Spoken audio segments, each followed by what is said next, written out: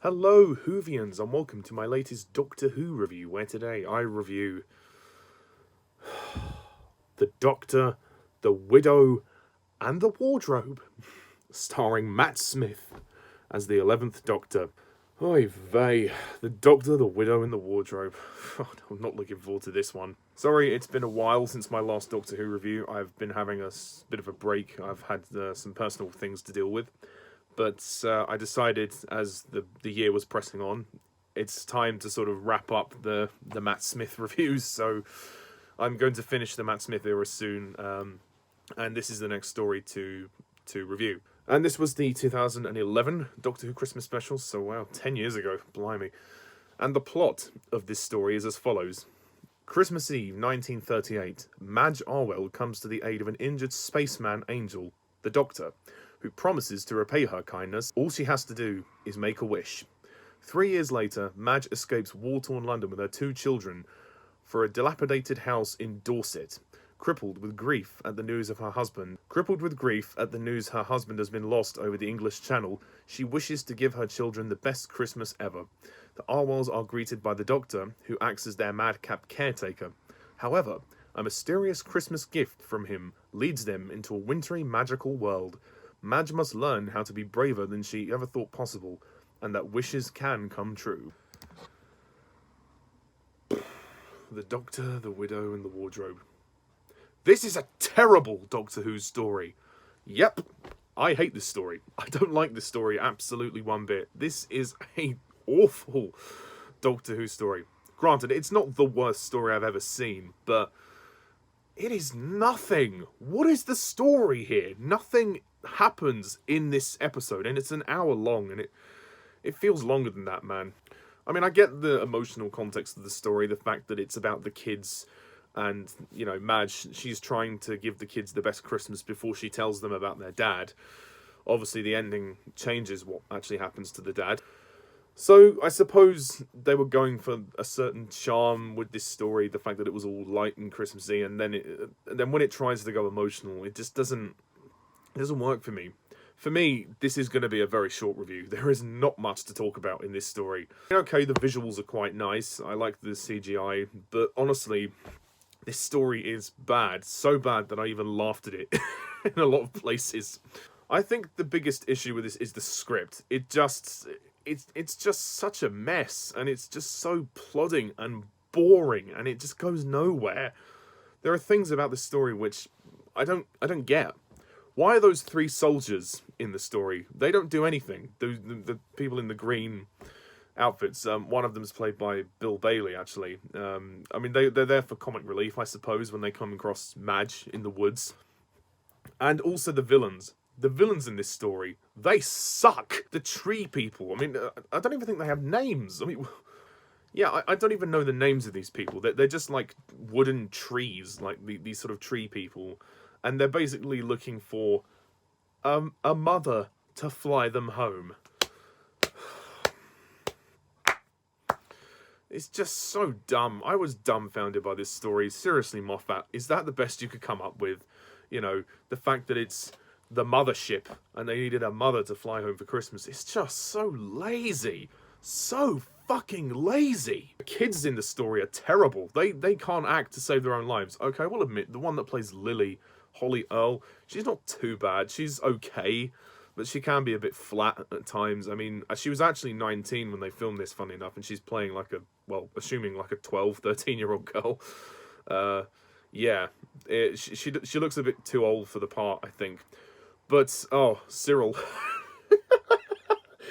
I laughed at Cyril. Cyril is, the actor that plays Cyril, Maurice Cole.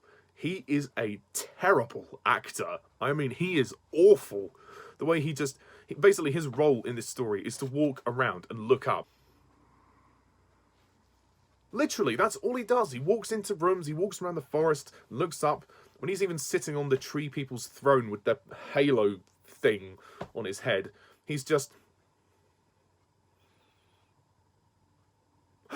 Yeah, literally, he has the same blank expression throughout the entire story. And his worst line, some awful lines of dialogue in this story, and one of the worst lines is when he says, "No, we wait for mummy." Oh, God, it's just terrible. I mean, they could have referenced the empty child there if they wanted to, but Moffat's sadly not that clever. You know, another crappy line in this story is when Madge says, you know, she explains about how she met Reg, her husband, and she's like, "Oh, he followed me home. He followed me home until I agreed to marry him. He wouldn't stop following me until I agreed." That's not romantic, Moffat. That's creepy.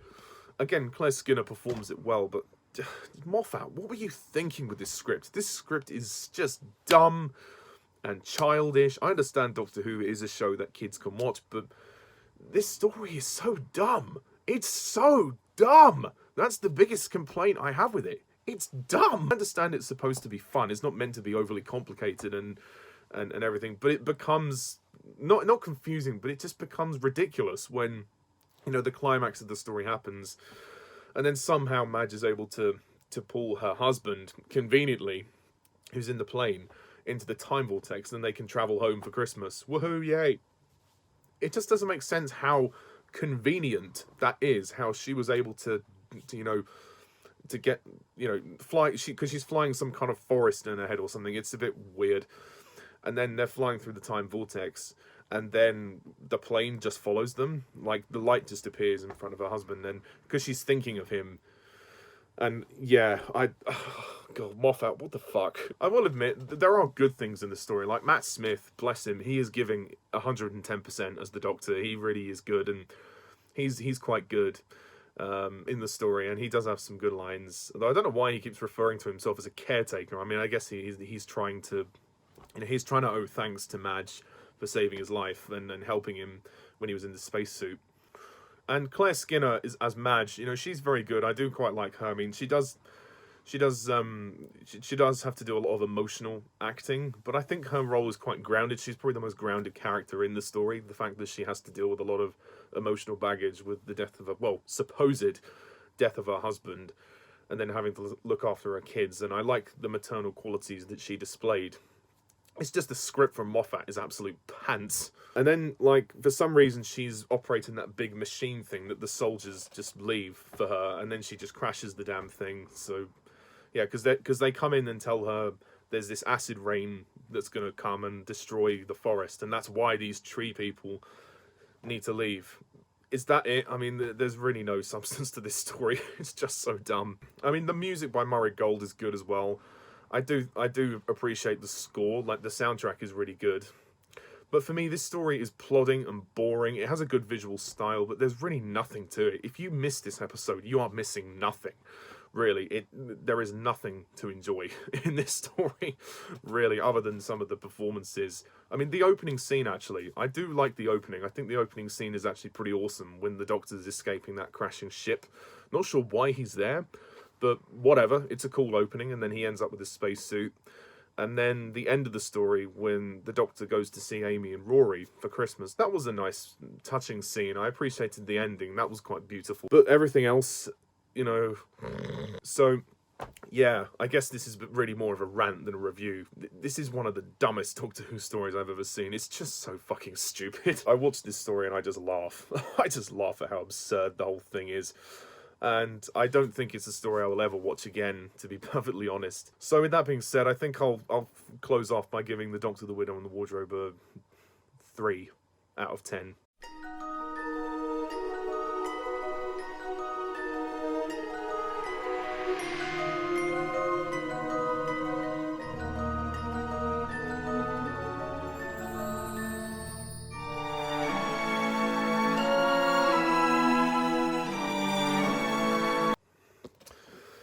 Yeah, 3 out of 10. That's all I can do. All I can do. But yeah, next time we start Doctor Who Series 7. Which will be fun. With Asylum of the Daleks. Or Asylum of the Daleks. Asylum of the Daleks, as some people would call it. That's not going to be fun, which would be Matt Smith's last Dalek story. I believe it will be anyway.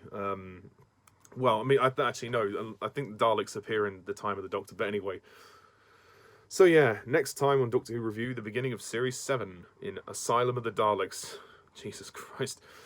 Anyway, thank you very much all for watching this review. What do you think of The Doctor, the Widow and Wardrobe? Please comment down below, let me know, and stay tuned next time when I review Asylum of the Daleks. And until then, I'm Mr. TARDIS11. Thank you for watching. See ya. Bye for now.